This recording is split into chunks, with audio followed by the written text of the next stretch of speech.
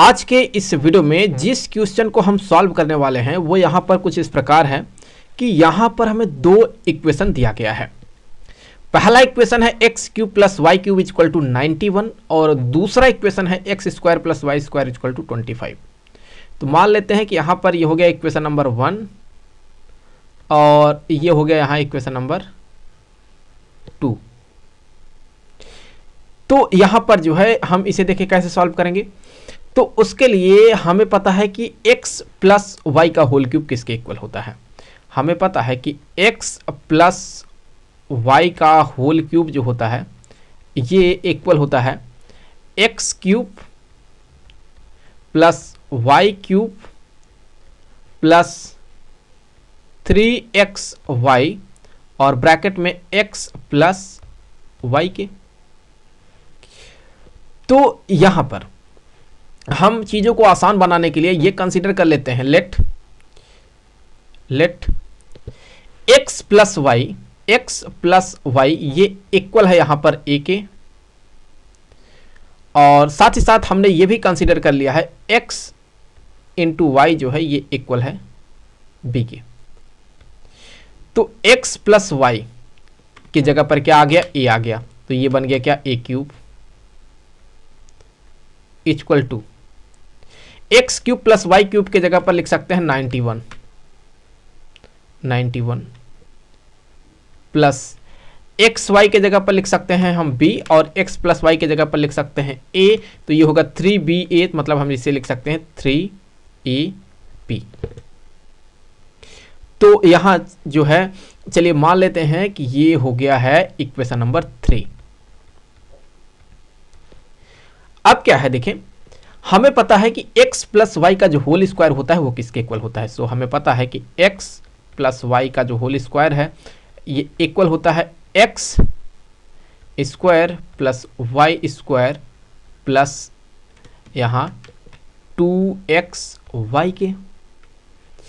तो यहाँ देखें तो x प्लस वाई के जगह पर क्या आ गया, a आ गया, तो ये हो गया a square equal to x square plus y square के जगह पर क्या लिख सकते हैं, इक्वेशन नंबर 2 से यहाँ हम 25 लिख सकते हैं। तो ये हो गया 25 प्लस 2xy के जगह पर b, तो 2b हो गया। तो चलिए मान लेते हैं कि यहाँ ये हो गया है इक्वेशन नंबर 4। तो अभी अगर आप देखें ये जो इक्वेशन नंबर 3 दिख रहा है, इस इक्वेशन नंबर 3 से देखिए हम क्या लिख सकते हैं इसे। यहां अगर आप देखें तो इक्वेशन नंबर जो आपको ये 3 दिख रहा है इसे हम लिख सकते हैं यहां पर कि ये हो गया है यहां पर a क्यूब माइनस यहां 3ab इक्वल टू यहां 91 के। हम चाहते हैं कि ये जो है ये a के फॉर्म में एक क्यूबिक इक्वेशन बन जाए। तो उसके लिए हमें यहां पर जो है यहां से b को एलिमिनेट करना होगा। तो हम ऐसा कैसे कर सकते हैं देखें। तो यहां पर जो है हम ये जो आपको दिख रहा है इक्वेशन नंबर 4, यहां से देखिए हम क्या कर सकते हैं। यहां से देखिए तो हम कह सकते हैं कि जो 2b है ये इक्वल हो गया a स्क्वायर माइनस 25 के। तो फिर यहाँ से हम कह सकते हैं कि जो यहाँ पर b है ये b जो है ये बराबर है a square minus 25 divided by 2। तो ये b हो गया। अब हम इस वैल्यू को क्या करेंगे, इस वैल्यू को हम यहाँ पर पुट करने वाले हैं। तो यहाँ से ये क्या बनने वाला है देखें, यहाँ से ये हो जाएगा a क्यूब माइनस 3a और b के जगह पर ये वैल्यू आ गया a square minus 25 divided by 2 equal to 91। तो अब अगर मैं देखूं तो यहां पर हम इस माइनस 3a को इसके अंदर मल्टीप्लाई कर देंगे तो यहां से हो जाएगा, ये हो जाएगा यहां पर a क्यूब और माइनस यहां हो जाएगा ये 3a cube plus 75a divided by यहाँ पर ये 2 और इक्वल टू यहाँ हो जाएगा ये 91। अगर मैं पूरे इक्वेशन में 2 को मल्टीप्लाई करता हूँ तो ये बनेगा यहाँ पर 2a cube minus 3a cube plus 75a equal to 182। तो इसमें से इसको सब्ट्रैक्ट करेंगे तो ये बनेगा यहाँ पर माइनस a क्यूब और प्लस हम कर सकते हैं हो जाएगा 75। और ये देखें अगर हम देखें तो इसको इस साइड ला रहे हैं हम, तो ये बनेगा यहाँ पर माइनस 182 इक्वल टू 0।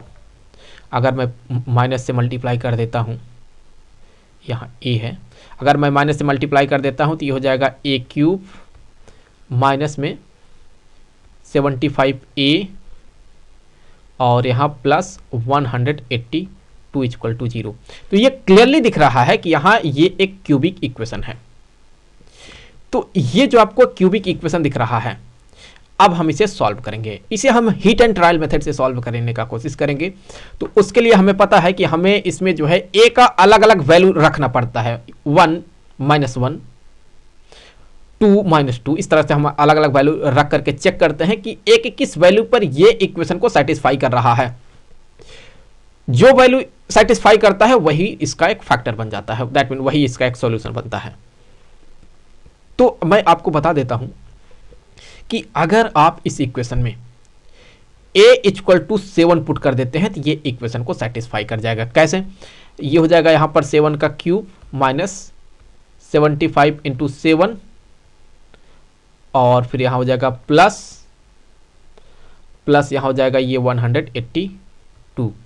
तो ये बन जाएगा यहाँ पर 343 माइनस 525 प्लस 182। तो ये बन, इसको और इसको ऐड कर लेंगे ना तो आप पाएंगे कि हो जाएगा 525 माइनस 525 इक्वल टू 0।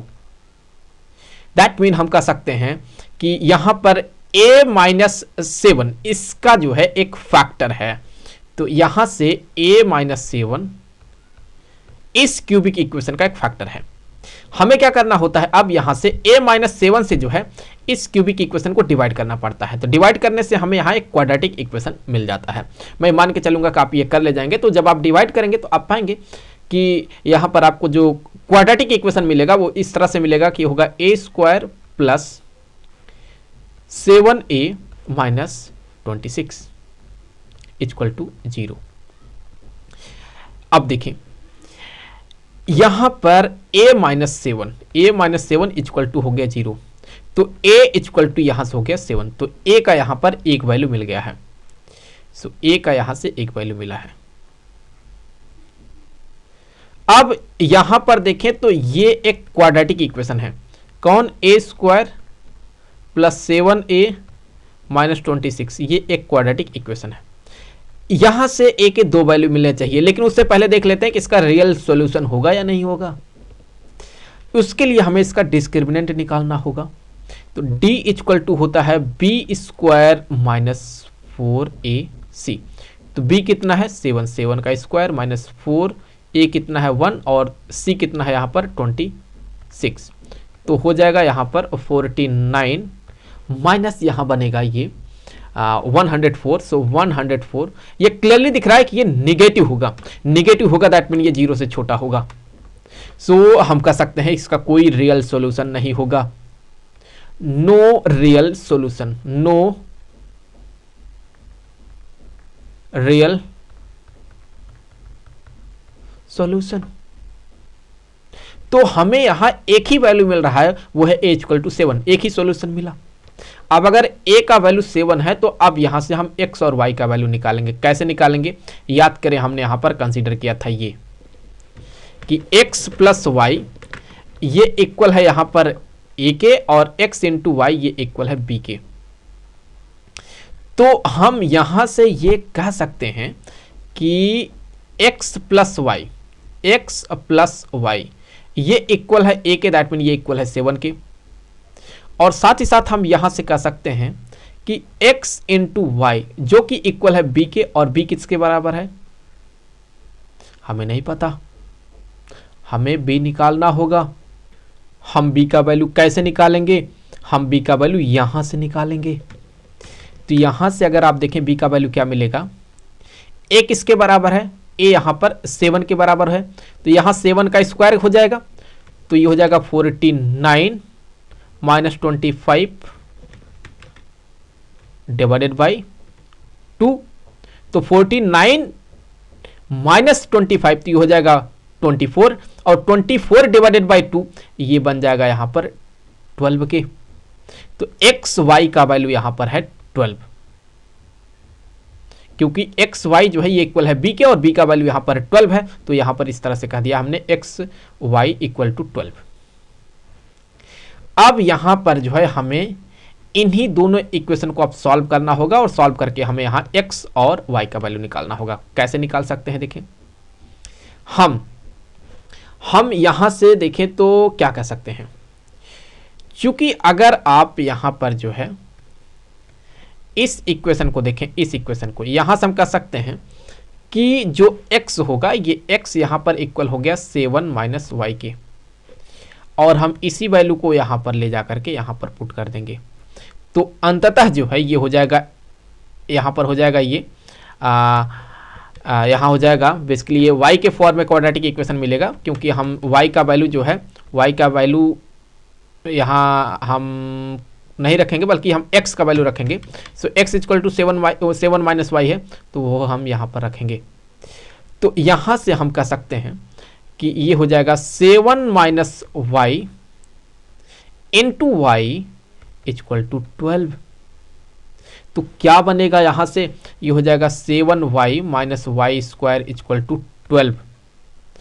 तो अल्टीमेटली हम कह सकते हैं कि यहाँ से इक्वेशन जो बनेगा y स्क्वायर और माइनस 7y इक्वल टू, यहाँ पे हम देखें तो ये प्लस में ही रहेगा, सो प्लस में ये रहेगा 12 इक्वल टू 0 के।